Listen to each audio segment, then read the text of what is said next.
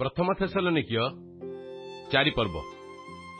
अतएव हे भाई माने अवशेष की प्रकार आचरण करी ईश्वर को संतुष्ट करने उचित से संबंध में तुम्हें माने आंभ मान जे प्रकार शिक्षा प्राप्त हेल आउ तुम्हें माने मध्य जे प्रकार आचरण करुअछ तदनुसारे आउरी अधिक अग्रसर हेबा निमंते आंभे माने प्रभु यीशु नाम रे तुम मानकु अनुरोध करी उत्साह देउअछु।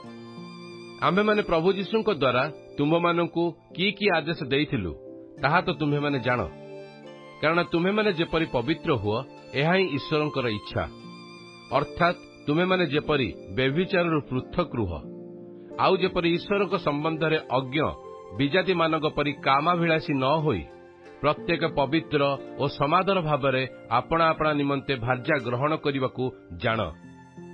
पुणी जेपरी केही ए विषय रे सीमा अतिक्रम करी आपणा भाई को प्रवंचना न करे, जेणु प्रभु ए समस्त विषय रे दंडदाता जेपरी आंभे माने पूर्वे मध्य तुम मानकु जणाई साक्ष्य देइथिलु, कारण ईश्वर आंभ मानकु असुचितारे जीवन यापन करिबा निमंते आह्वान न करी पवित्र हेबा निमंते आह्वान करिअछंती।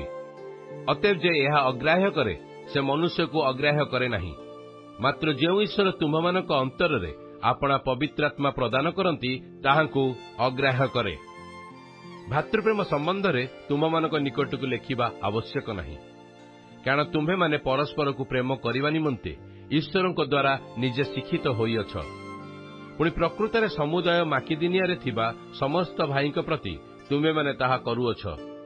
तथापि हे भाई माने तुम्हें माने जेपरी आहुरी अधिक रूपे ताहा कर। पुणी तुम्हें मानकु दत्त आंभ मानक आज्ञानुसारे तुम्हें माने जेपरी शांति रे बास करी आपणा आपणा कार्य रे लागिबाकू और निज निज हाथ रे कार्य करिबाकू मर्यादार विषय मने कर। एथि निमंते आंभे माने तुम मानकु अनुरोध करुअछु, जेपरी बाहर लोक मानक प्रति तुम्हें माने सदाचारी हुओ आउ तुम मानकर कोनोसी अभाव न हुए। हे भाई माने भरोसाहीन अन्य समस्तक परि तुम्हें माने जेपरी शोकाकुल न हुओ, एथि निमंते महानिद्रा प्राप्त लोक मानक विषय रे तुम्हें माने जे अज्ञ थाओ यह आंभ मानकर इच्छा नुहे।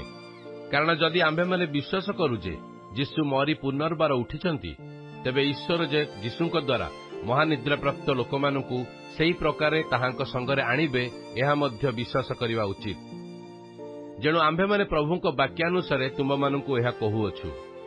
आंभे माने जेते लोक प्रभुଙ୍କ आगमन पर्यंत जीवित रही अवशिष्ट थिबु, आंभे माने कोनोसी प्रकारे महानिद्रा प्राप्त लोक मानकर अग्रगामी हेबु नाही। कारण प्रभु आपे आदेश देई प्रधान दूतଙ୍କ स्वर और ईश्वरଙ୍କ तुरीवाद्य सहित स्वर्गरु अवतरण करिवे। सेथिरे जेउ माने ख्रीष्टଙ୍କ ठारे थाई मरिअछंती से माने प्रथम रे उठिबे। परे आंभे माने जेते लोक जीवित रही अवशिष्ट थिबु प्रभुଙ୍କ सहित साक्षात करिबा निमंते आंभे माने सेमानक सह मेघमाला रे शून्य मंडल को नीत हेबु।